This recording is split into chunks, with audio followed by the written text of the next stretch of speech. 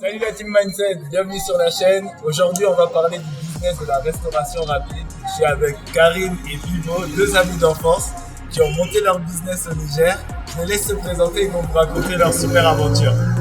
Ok, moi c'est Karim, comme tu l'as dit, propriétaire de KLF. À côté de moi, c'est mon petit frère Habib, parce que ça tend à devenir un business familial. Moi, je m'occupe de la restauration. Lui, il a sa... Bon, je fais ta présentation en même temps. Ouais. Et lui, il a sa formation en boulangerie. Donc, plutôt que pourquoi aller acheter le pain ailleurs alors que mon petit frère a son talent. Et comme je le disais tantôt dans une autre vidéo, c'est que nous, dans la famille, tous les garçons, bon, filles et garçons, on sait tous faire la cuisine, quoi. Ça c'est rare, voilà. Hein, surtout les garçons parce qu'on vit dans un pays, pour ceux qui ne savent pas, au Niger, c'est plutôt les femmes qui cuisinent. Ils sont en cuisine très bien. Ouais. Moi j'ai pris 5 kilos de tout. Ah ouais? C'est toi qui fais la cuisine? Non, malheureusement. Mais je t'avoue que ça aide quand justement pour ceux qui sont partis en Europe, etc. et qui habitaient seuls. Au lieu de manger dehors, si tu sais faire à manger, c'est beaucoup plus facile pour justement t'adapter et éviter de dépenser dans des McDo à chaque fois. Bon, eux aussi, ils le font par contrainte. Quand tu quittes le pays, tu es obligé d'apprendre à faire une omelette parce que t'as pas le choix, quoi. Il n'y a pas papa, il n'y a pas maman, tu vois ce que je veux dire? Exactement. Donc, je peux te raconter mes premiers exploits en cuisine, j'ai réussi à brûler des pâtes, pour te dire. Donc, vraiment, il y a du talent. Il y a du talent. Non, maintenant je te fais des gigots au four et tout. Merci YouTube. Merci YouTube. C'est clair. Alors, pour cette brève présentation, dites-moi, alors Karim, on va commencer par toi. Ok. Comment t'as commencé? C'est quoi ton parcours et comment t'es arrivé au Niger? T'es rentré au Niger? Ok. Comment j'ai commencé? Par où commencer justement? Bon, moi je suis juriste de formation. J'ai fait mes études de droit 4 ans au Maroc. Après mes études de droit, je suis parti aux États-Unis pour continuer mes études. J'ai fait 1 an d'anglais. Après, bon, les études, le coût des études était un peu trop lourd pour moi. Donc, je suis rentré dans la vie active.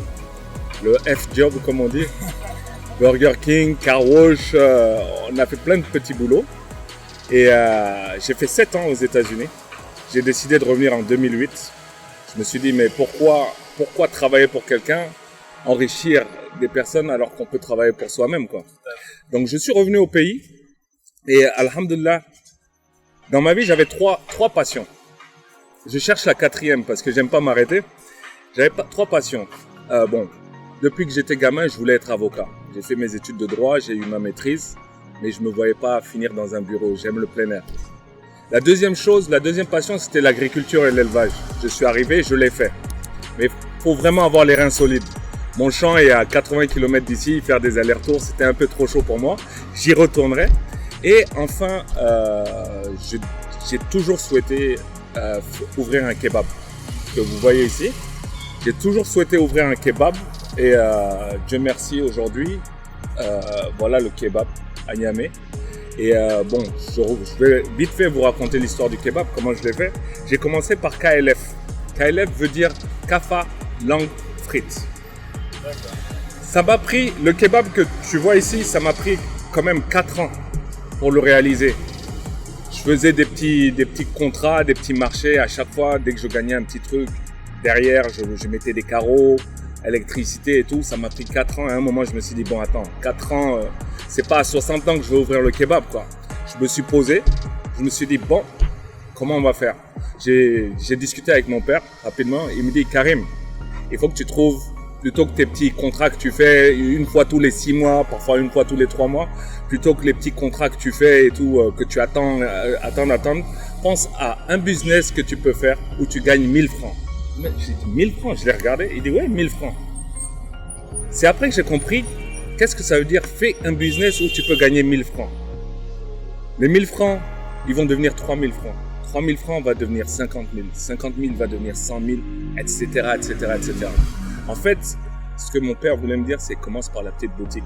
Fais quelque chose qui engendre de l'argent tous les jours et qui te permette au moins de démarrer. Donc, je me suis assis, je me suis posé. J'avais pas les moyens de finir mon kebab. Je me suis posé, je me suis dit, bon, qu'est-ce que je peux faire dans la cuisine, toujours dans la cuisine, dans ce que j'aime, qui peut me rapporter 1000 francs et qui peut me permettre d'ouvrir mon kebab. Et c'est là que j'ai pensé à KLF, Kaffa Langue Frites. Kaffa Langue, le business plan était déjà fait parce qu'il y avait une dame au cinéma Vox qui faisait le kaffa et la langue. Les frites, j'ai rajouté ça parce que j'aime bien les frites. Donc, cette dame-là, quand on est revenu, je suis revenu des États-Unis, on partait là-bas, elle était encore là. Je l'ai connue en 89, c'est un oncle qui nous emmenait là-bas, on était tout gamin, tu comprends? Donc, je suis revenu des États-Unis, c'est la première chose que j'ai cherchée, elle était là. Et après, elle a disparu, on l'a fait déguerpir, on l'a cherchée encore, on l'a retrouvée. Et quelques temps après, bon, boum, elle a disparu. Je dis toujours boum. OK? Et donc, le business plan était déjà fait. C'était un produit que tout le monde cherchait et que tout le monde demandait. Je me suis dit, OK, je vais commencer par là. J'ai commencé avec quelques palettes, une marmite à la maison et le vieux barbecue de ma mère. Ouais, exactement. Et j'ai même des photos et des vidéos pour montrer ça. Ouais. Donc, c'est comme ça que j'ai commencé et ça m'a permis d'ouvrir mon kebab aujourd'hui. 1 an après l'ouverture du KLF, j'ai pu ouvrir le kebab. Voilà. Parce que moi, je me souviens quand je suis venu en été, ça c'était pas encore ouvert, hein, vous verrez dans la vidéo, c'était pas encore ouvert, il y avait toujours le petit coin qu'on montrera peut-être plus tard. Et j'ai goûté les sandwichs, le sandwich KLF, le fameux KLF. Le PSF, pain saucisse frites. Et là, je me suis dit, mais c'est du génie parce que t'as un sandwich, un produit ça. Et honnêtement, à manger sur le pouce, avant de partir en soirée, tu vois. Et je sais pas si c'est pareil pour toi, mais ça m'a fait une pain omelette et puis à la récréation là, tu vois. Quand on sortait, on avait 15 minutes de récréation, il fallait qu'on court dehors, acheter le sandwich, manger et retourner en cours. C'était un des meilleurs sandwichs de nos vies. Et mine de rien, sérieusement, moi, mes produits, le PSF, le kebab, le KLF, ils ont tous un lien avec des souvenirs d'enfance. Ouais. Le PSF, pain saucisse frites, quand on était en France, il y avait un gars, Yacine, un arabe là, qui nous vendait les pains saucisses frites. Il habitait au 7e étage. On crie Yacine, Yacine, un PSF. Il le fait et il nous le jette par la fenêtre. Hein. Ça, Kader s'en rappelle très bien. Harissa, sauce harissa, avec des oignons et tout. Tu vois? Donc le PSF aussi, il a son histoire. Il a son histoire. Le kebab, c'est le kebab de Château d'Eau. Je dis chapeau à ce gars-là. Ouais, le kebab de Château d'Eau. Et voilà. Donc c'est comme ça. Et voilà l'histoire de KLF. Hein. Ah, c'est un parcours impressionnant. Parce que tu vois, nous sur la chaîne, on dit aux gens à chaque fois, commencez petit, mais commencez. Ouais. Tu peux avoir des rêves grandioses dans la tête, mais si tu ne fais pas le premier pas, tu n'arrives à rien. Ouais. Après, nous, bon, c'est avec le temps. On n'a pas tout appris du jour au lendemain. C'est le terrain qui nous a appris à faire les choses. À un moment, tu es obligé de te lever et faire. Et moi, ma plus belle expérience, c'est quoi? C'est que elle est là. C'est à partir de rien, tu peux aller loin. Mais il y a quelques petites formules aussi. Il y a des choses que moi, je pense qu'il faut avoir dans la vie. La première des choses, c'est un équilibre spirituel. Oui, je dis pas, chacun a quoi choisir sa religion, mais il faut méditer, il faut un équilibre spirituel, il faut méditer sur toute chose. Ouais, tu viens, exactement, tu viens, tu trébuches sur un caillou, c'est pas pour rien. Soit tu le prends pour que personne d'autre aille trébucher dessus, soit et pour que sur le chemin de retour tu retombes pas dessus. Ça, c'est de la méditation. Hein. Je dis pas, assieds-toi 3 heures de temps devant le caillou et médite dessus. Ou soit tu ramasses le caillou et tu regardes qu'est-ce que tu peux en faire. Et l'équilibre spirituel, c'est faut croire en Dieu, faut avoir le cœur blanc, etc. Après, c'est l'humilité. C'est très important. L'humilité, elle t'ouvre des portes, mais énormes. L'humilité te permet de discuter tout de suite avec le mec qui a son chariot et qui est en train de ramasser les ordures. C'est t'asseoir, discuter avec lui. Tu vas apprendre des choses de lui. Tu vas apprendre des choses que tu ne connaîtras jamais puisque tu ne t'assois pas pour discuter avec ce gars-là.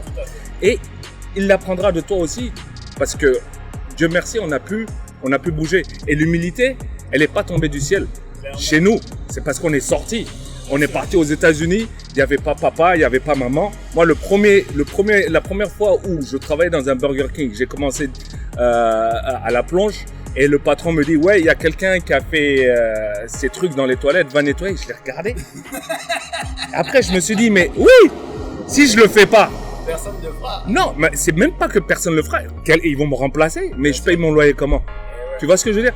Tu es obligé, on l'a appris, l'humilité. Je l'ai apprise à la maison aussi. Pourquoi?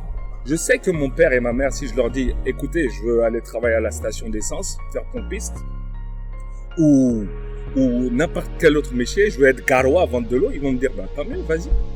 Ça va te permettre, tant que tu gagnes ton argent, tu vois ce que je veux dire? Donc c'est très important. Je vois malheureusement des jeunes aujourd'hui à Niamey, ils montent un business, ça y est, tout de suite, ils pensent à la grosse voiture, les gros boubous.